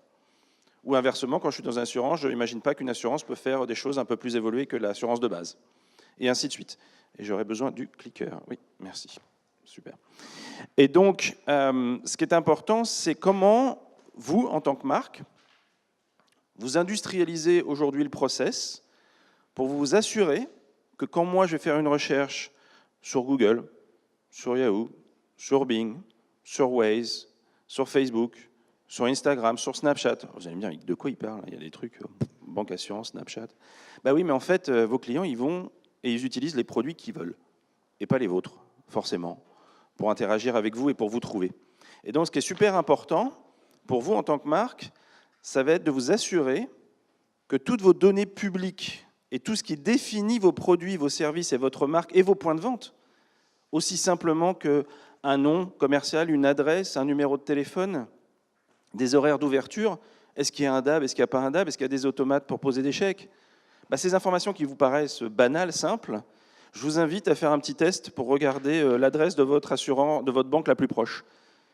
Vous avez 40% de chance de trouver une information incorrecte ou erronée sur ces informations de base.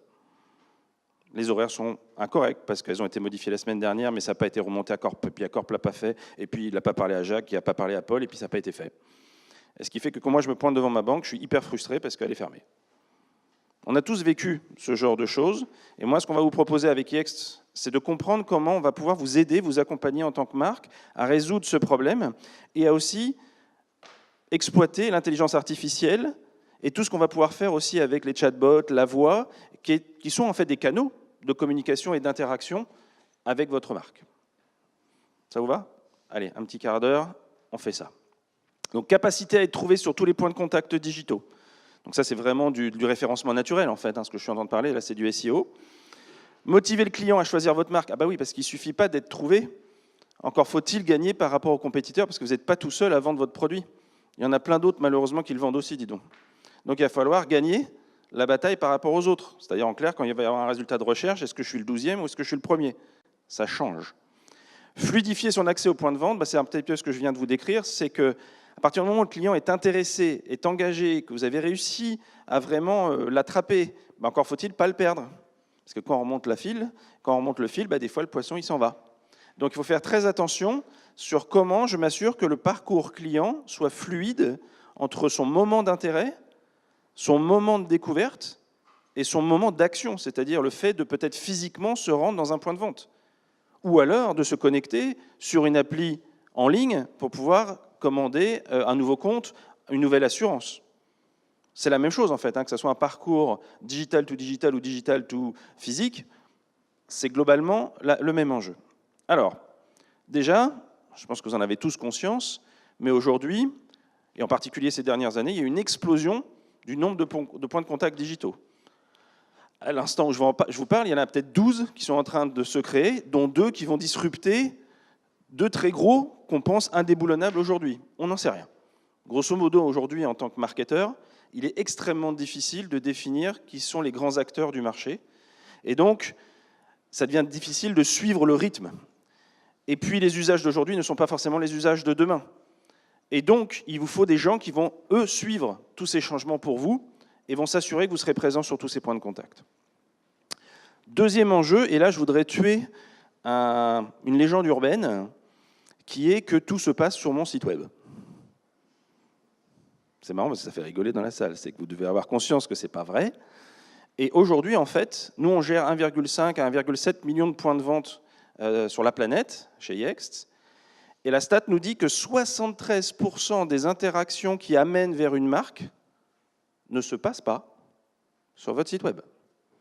C'est-à-dire que les 3/4 des chemins pour accéder à vous, ce n'est pas votre site web.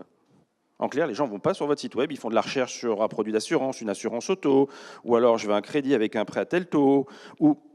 Donc ils cherchent des choses qui ne contiennent même pas le nom de votre banque. Incroyable ce manque de loyauté. Ben oui, mais c'est la réalité. Aujourd'hui, les gens n'hésitent pas à challenger, à regarder la compétition, sans aucun scrupule, moi y compris. Un autre phénomène important, comme Score nous dit en 2016, puis confirmé en 2017 et encore confirmé en 2018, que l'adoption de la recherche vocale est en accélération constante et qu'on peut espérer, alors ça c'est un chiffre américain que je vais transposer un peu pour la France, mais 50% des recherches seront vocales en 2020 aux États-Unis. On est déjà à 22% actuellement, donc on est complètement on track pour ça. En France, on estime que c'est plutôt aux alentours de 8 à 9%, voire 10%, ça dépend de quoi on parle. Mais même si ça restait à 10% en 2020 et en 2025, ça reste 10% du trafic qui passe par la voix. Donc vous êtes obligé de vous intéresser à la voix, c'est ce que ça veut dire en clair. Et pour vous donner un exemple, des évolutions du moteur de recherche vers le moteur de réponse. Jusqu'à maintenant, quand on interagissait avec un moteur de recherche, on posait 3-4 mots-clés, puis clic, on attendait, puis là il nous sortait plein de liens, et puis il fallait cliquer sur les liens, puis après il fallait naviguer à l'intérieur de ce qu'il nous avait donné pour trouver la réponse. Là je vous donne un exemple avec Wikipédia. Le jour où Google a décidé de faire remonter les résultats Wikipédia en position 0, ce qu'on appelle les feature snippets, vous savez, ce qui remonte tout en haut, moins 21% de trafic sur Wikipédia. instantanément. Alors ça ne veut pas dire que Wikipédia a perdu la bataille, parce que le lien vers Wikipédia, il est toujours là. Mais au final, 80% des gens ne cliquent pas sur le lien. Et ils restent dans le monde Google. Alors, est-ce que ça vous intéresserait, vous, d'être en position 0, en feature snippet, pour intercepter tous les petits copains et gagner la bataille? J'imagine que oui. Donc c'est ce qu'on va aussi vous aider avec EX, c'est comment, par le référencement naturel, par le SEO, être en capacité de remonter et de gagner la bataille de la visibilité. Avant, quand je cherchais sur un site web, je faisais une recherche et on me renvoyait toute la liste des homepages qui répondaient à ma recherche. Je cherchais tous les assureurs de la place, on me donnait les homepages de tous les assureurs. Et puis moi, qu'est-ce que je devais faire? Je devais rentrer sur la première homepage, puis comprendre que, ah oui, alors le site, ils l'ont conçu comment? Ouais, ok, je vais là, puis là, puis là. Et au bout de 12 minutes, j'ai enfin trouvé, si j'ai trouvé, l'information qui m'intéresse. C'est plus ça qu'il faut faire maintenant. Ce qu'il faut faire maintenant, c'est que je fais une recherche et je retourne mon site web. C'est-à-dire que je ne pointe plus sur la homepage, mais je pointe directement sur la page qui contient ma réponse. On devient feignant. Et on demande à l'intelligence artificielle de faire le boulot pour nous, ou à minima, à vous, de structurer vos données de façon à ce qu'elles soient correctement trouvées. Et donc, plutôt que de donner un lien vers la homepage, je fais un lien vers l'assurance que je cherchais. Et vous savez quoi, en tant que client, je trouve ça super cool, parce que j'ai gagné 15 minutes et j'ai la bonne réponse. Donc, quelque part, je suis en train de gagner de la crédibilité auprès du client. Et donc, ma marque prend de la valeur. Et ce qui va permettre, d'ailleurs, si on fait bien le travail, de créer la position 0 et le feature snippet dont on parlait tout à l'heure. OK ? Alors, quelques chiffres dans le monde de la banque et l'assurance. 73% des prospects, on en a parlé tout à l'heure, utilisent des services tiers.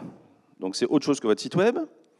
66% des prospects confirment que plus il y a d'informations, plus il y a de détails, plus ça va les aider à prendre une décision.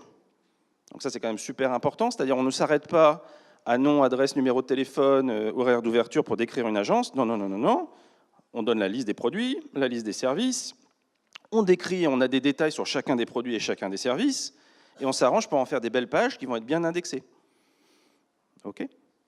74% des clients ont confirmé que la présence d'avis vont jouer un rôle dans leur prise de décision. On le sait, hein, les avis, les reviews, ça joue. Alors, je vais prendre un exemple qui n'est pas du tout bancaire, mais si je cherche un restaurant, vous allez être influencé par le nombre d'étoiles et les avis que les gens vont poser. Et c'est la même chose pour les assurances, c'est la même chose pour les banques.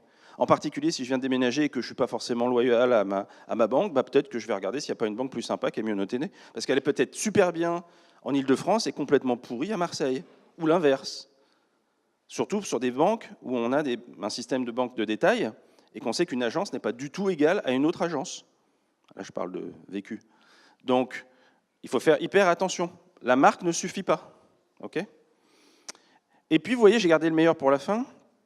15% des clients sont satisfaits de leur expérience digitale avec leur fournisseur actuel.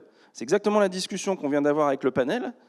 C'est qu'aujourd'hui, il y a des petits nouveaux qui disruptent complètement l'interaction digitale parce qu'eux ont tout compris, et parce qu'aussi ils sont plus jeunes, donc c'est plus facile de repartir d'une feuille blanche, de créer une interface et une expérience utilisateur qui soit super interactive, super engageante et très proche de ce qu'on a l'habitude d'utiliser par ailleurs. Donc, on voit bien qu'il y a un décalage entre les habitudes consommateurs et ce qu'on propose aujourd'hui sur le marché. Et puis, j'en ai gardé un qui me paraît super important. Ça aussi, c'est une autre légende urbaine. Les gens, je suis désolé pour vous, ne cherchent pas votre marque.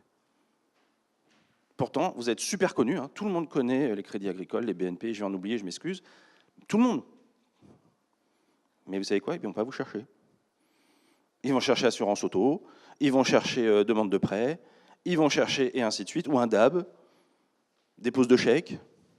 C'est 80% des requêtes qui sont faites aujourd'hui vers un univers, quel que soit cet univers, et ce qu'on appelle des recherches non brandées, c'est-à-dire qui ne contiennent pas la marque.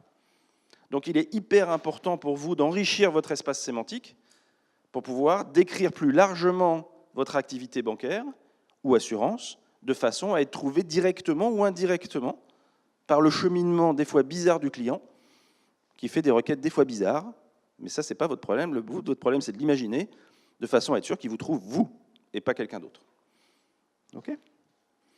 Alors, en plus, les clients, en particulier à cause de la voix, ou grâce plutôt à la voix, vont commencer à poser des questions de plus en plus complexes. Parce que je ne sais pas si vous avez remarqué, mais depuis que les moteurs de recherche sont en place, on est devenu neuneux. C'est-à-dire que moi, verbe auto, assurance, search. Pourquoi je ne poserais pas une phrase, cherche-moi une assurance auto qui fasse... Bah oui, on dit ça quand on parle, quoi. Alors pourquoi sur les moteurs de recherche, on se limite à des mots-clés? Parce qu'on a compris que c'est comme ça que ça marchait, en fait. Donc du coup, on joue avec les règles. Sauf qu'avec la voix, on va redevenir naturel. Et donc on va dire, trouve-moi la meilleure banque pouvant me proposer un crédit conso autour de chez moi et ouverte maintenant, parce que je suis impatient. Et bien quand on regarde cette requête et qu'on la décortique, en fait, il y a plein d'informations derrière cette requête. Meilleur. Qu'est-ce que ça veut dire, meilleur? C'est un concept, hein, meilleur. Donc le seul moyen pour une intelligence et une IA aujourd'hui de comprendre meilleur, c'est de s'appuyer sur les avis. Donc si vous n'avez pas d'avis, déjà, vous êtes mal. D'accord? Donc il faut les gérer proactivement et essayer de gagner la bataille par rapport aux petits copains. C'est la première chose. Deuxième chose, banque. Ah bah oui, je ne suis pas un boucher, je ne suis pas un charcutier, je suis une banque. Donc il faut que je le dise. Donc c'est ce qu'on appelle la catégorie primaire, il faut que je le dise. Ah, mais on m'a demandé un crédit conso. Ah bah oui, mais si je n'ai pas dit ce que je faisais moi dans ma banque, je ne vais pas pouvoir répondre. Donc il va falloir décrire les produits et les services de ma banque. Et puis on me dit, autour de chez moi. Ah bah quand ça tombe bien, on m'a de toute façon géolocalisé, même sans me le demander d'ailleurs, les 3 quarts du temps. Donc on sait où je suis. Et puis, mais pour pouvoir dire autour de chez moi, il faut que je connaisse les adresses des banques ou des assureurs qui sont autour de moi. Donc il faut que je connaisse tout le réseau d'assureurs, et ainsi de suite. Et ouverte maintenant. Ça veut dire qu'il faut que je sache quelle heure il est et quels sont les horaires de ce point de vente. Ça paraît bête cette phrase, cette question est toute bête, hein, mais en fait déjà vous voyez qu'il y a au minimum 5 à 6 concepts. Si vous ne les avez pas renseignés, si vous ne les avez pas poussés dans l'espace digital, pas de réponse. Enfin si, c'est d'autres qui vont répondre, mais pas vous. Parce qu'il y en a d'autres qui ont compris le truc, donc ils y vont. Ok? Super important. Et alors là, c'est pour appuyer un petit peu là où ça fait mal. Mais le problème, c'est que la qualité et la richesse des données actuelles que nous, on voit dans le monde de la banque et l'assurance, c'est ça, et en général d'ailleurs, ce qu'on appelle des listings inexistants. Ça veut dire que dans 6% des cas, certains de vos points de vente ne sont même pas référencés. C'est-à-dire qu'ils n'existent pas. Ils ne sont même pas là. Parce qu'il vient d'être créé, et donc le process interne prend 3 mois alors que le point de vente physique est déjà là. Ou à l'inverse, il a été fermé. Mais le point de vente est encore existant, parce que le numérique a beaucoup de mémoire. C'est très chiant ça, faire supprimer un point de vente, c'est très très embêtant. Et puis, ce qu'on appelle les doublons, c'est-à-dire des pages qui n'ont rien à faire là, qui sont comme vos pages à vous, mais qui ne sont pas les bonnes. Ou alors il y a le mauvais nom commercial, ou des mauvaises adresses. Vous n'imaginez pas à quel point les adresses, c'est pas bien, au niveau de la qualité, c'est vraiment pas bien. Et les numéros de téléphone. Donc vous voyez qu'aujourd'hui, il y a largement de quoi faire à nettoyer vos informations publiques. Je parle bien d'informations publiques, là. Vous cherchez, vous voulez que les gens le sachent. Vous voulez que les gens soient au courant de ces informations-là. Eh bien, il y a un travail à faire de nettoyage. Et puis, le problème, c'est que non seulement ces données sont erronées, mais en plus, souvent, elles sont un petit peu partout dans le système informatique de la boîte. Alors, ça peut être des bases de données, il y en a un petit peu partout, parce qu'il y en a un qui a fait la base de données sur les points de vente, le retail, puis l'autre qui a fait les données sur le logo et les images, puis il y en a un autre qui a fait une base de données pour les produits et les services. Puis ça s'est fait évidemment en silo, donc c'est... Et voilà, le résultat, c'est qu'on trouve qu'un plat de spaghettis où c'est très difficile de récupérer toutes ces données, de les agréger, de les structurer. Et puis, comme je viens de le dire, les projets se font en silo. C'est-à-dire que quand on a fait le site web, c'est une équipe web qui s'est mise dessus, qui a choisi le CMS dans son coin, sans en parler aux autres. Ah, ça marche super bien, le site web, il marche d'enfer. Par contre, il se connecte avec rien. Mais il marche super, hein, nickel. Ça, c'est quand même... Ça existe. Hein. L'appli mobile, pareil. Oh, j'ai pris la petite start-up. Ah, qu'est-ce qu'ils sont bons. Ah, génial. Bon, ils ont utilisé une techno, je crois que c'est mort, mais c'est pas grave. Ça existe tous les jours, ça. Et puis, éventuellement, j'ai choisi un système de distribution. Ou alors je le fais moi-même à la main, en gérant Google My Business avec un stagiaire de juillet à août. Tout ça, le problème, c'est que ça se fait en parallèle, sans se parler, et c'est incomplétant. Donc ça, c'est pas bon. Et là, je parle même pas des chatbots et de la voix. D'accord ? Mais on voit bien qu'il y a un problème, c'est se fait en silo. Voilà. Merci. Non, je rigole. Mais c'est pour vous dire la situation dans laquelle souvent vous vous retrouvez au bout d'un moment, quand on prend conscience de tout ce que je viens de dire, c'est de se dire waouh, il y a du boulot, il y a du taf, il faut s'y mettre. Bonne nouvelle, c'est qu'il y a des solutions qui existent, mais pour ça, il faut d'abord comprendre une première chose. D'abord, comment on fait pour reprendre le contrôle de ces données ? Parce que chaque nouveau service digitaux aujourd'hui sont composés de 3 parties. La première, une interface utilisateur, on en a parlé beaucoup tout à l'heure. C'est comment j'interagis simplement, efficacement, rapidement avec mon outil. Ces interfaces utilisateurs s'appuient sur des intelligences artificielles ou des algorithmes pour répondre à mes questions. Est-ce que vous avez le contrôle sur l'interface aujourd'hui de Google, de Facebook, de Waze, de... Non. Est-ce que vous avez le contrôle sur les algos? Non. La bonne nouvelle, c'est que vous avez le contrôle sur une chose. C'est les données qui sont sous-jacentes, les données qui vont alimenter ces algos, qui vont répondre à ces interfaces utilisateurs. Donc nous, ce qu'on vous propose, c'est de reprendre le contrôle de ces données, ou ce qu'on appelle aussi plus globalement le knowledge graph, j'y reviendrai dans un instant. Et pour ça, il faut faire des données riches. C'est ce que je disais tout à l'heure, je le dis depuis tout à l'heure, ne vous arrêtez pas aux données de base, allez plus loin, donnez des infos, crédit conso, assurance moto, est-ce qu'il y a le Wi-Fi, accès handicapé, tout type d'informations qui peuvent être susceptibles de vous différencier par rapport à la concurrence. Il faut structurer ces données, et donc il faut que vous il faut que vous inquiétez du fait qu'elles soient optimisées pour l'indexation, qu'elles respectent éventuellement, on ne va pas en parler, mais schema.org, et qu'elles soient optimisées pour la cible, optimisées pour Google, optimisées pour Waze, optimisées pour Yahoo, optimisées pour Facebook. Et puis, là, depuis tout à l'heure, je parle beaucoup des points de vente, des agences ou des agents dans le cadre de l'assurance. Mais justement, ce n'est pas que les points de vente. Ça peut être les points de vente, ça peut être les personnes dans le cadre des agents d'assurance, mais ça peut être aussi les événements. Tout ça sont des données publiques que vous souhaitez pousser dans l'écosystème digital pour que les gens trouvent cette information, en bénéficient, génèrent du trafic vers vous. Donc n'hésitez pas à multiplier le nombre de ce que nous on appelle des entités pour pouvoir être le mieux représenté dans l'écosystème digital. Et justement, la vision de Yext, c'est de créer ce qu'on appelle un knowledge graph. C'est-à-dire qu'aujourd'hui, vous avez des informations points de vente, mais demain, vous pourriez avoir des informations services, produits, offres, personnes, organisations, événements. Ce sont les grandes familles d'entités qu'on va retrouver qui permettent de définir qui vous êtes dans l'espace digital. Déjà, si vous faisiez ça, vous seriez super plus visible et découvrable qu'aujourd'hui. Mais alors, si demain, en plus, vous connectiez ces objets entre eux pour créer des relations, par exemple, une offre est composée de plusieurs choses, cette offre est disponible dans telle et telle branche de ma banque, qui est elle-même disponible dans tel et tel point de vente, et ainsi de suite, parce qu'effectivement, tous les points de vente ne se ressemblent pas. Des fois, il y a des points de vente à destination du grand public, mais ils ont aussi un corner pour les professionnels.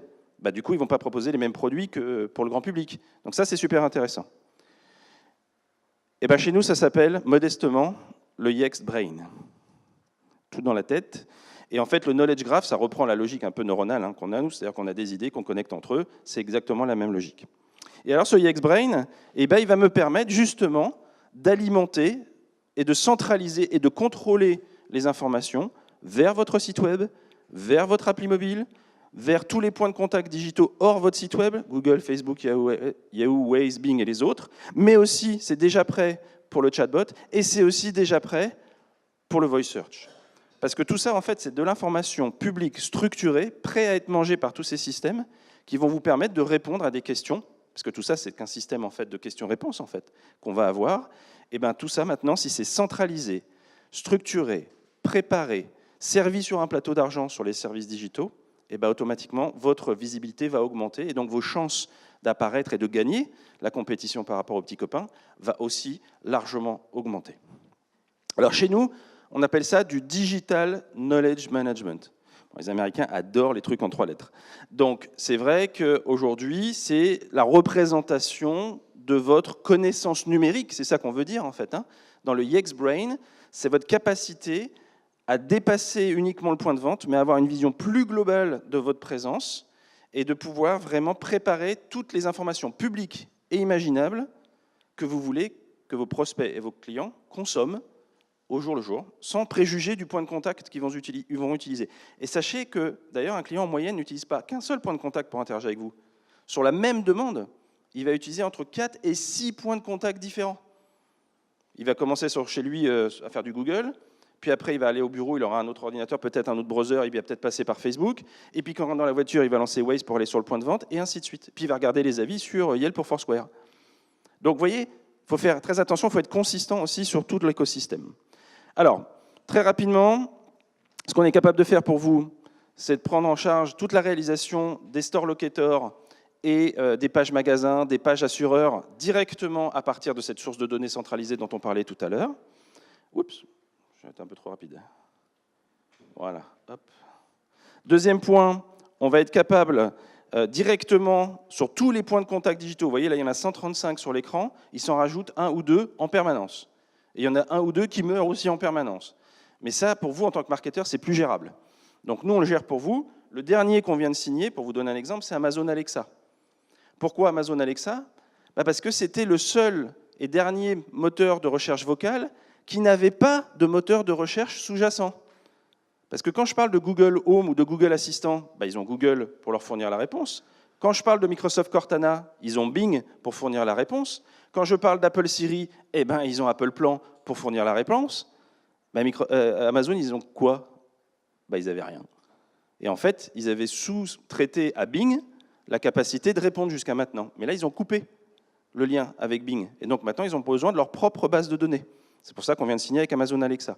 Et c'est ça la force de Yext, c'est de vous amener au fur et à mesure des nouveaux publishers, des nouveaux points de contact, sans même que vous ayez à vous en préoccuper. C'est nous qui nous en préoccupons pour vous, et on les signe, et du coup, on vous les offre. La réputation, on en a parlé tout à l'heure, c'est la gestion des avis. D'accord ? Ça, c'est très important. On va vous permettre de faire 3 choses. Surveiller, monitorer les avis, les tendances, et ainsi de suite. Répondre à ces avis, très important. Prenez le temps de répondre à vos avis. Et générer éventuellement des campagnes de sollicitation d'avis, parce que des fois, il y a une technique qui s'appelle la noyade, qui permet d'aller noyer des mauvais avis par des bons avis. D'accord ? Tout le monde connaît ça, tout le monde, personne ne le dit, mais c'est comme ça que ça se passe.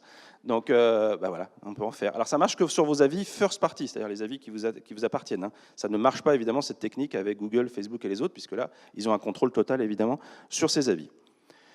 Et puis, toute cette puissance sans analyse, sans suivi, sans tracking, aurait très peu d'importance. Donc, on a un outil d'analytics qui vous permet de suivre exactement le nombre d'impressions, le nombre de conversions, le click to action. Vous savez, quand on fait une recherche sur Google aujourd'hui ou sur les autres, on a souvent tout de suite des petites actions, qui est appel, ou demande de direction, ou clic sur le site web.